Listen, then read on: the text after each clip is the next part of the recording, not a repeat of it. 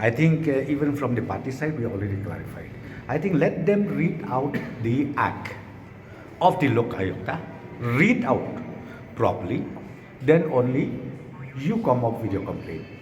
Without reading the act, I think it's not fair. And the rules also, which already indicated over there that the officials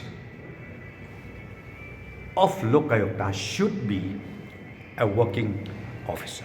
So the VP has also asked to waive all the political appointees. You can't say always anything, but I'm telling you, government side, before doing anything, we have thought it properly 100 times.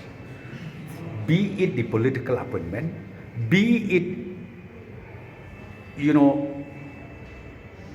terminating the contractual staff in any offices, we have done it with due diligence. So therefore, they can say whatever they say, but we also have our own, our own procedures, our own rules. We have to follow that accordingly.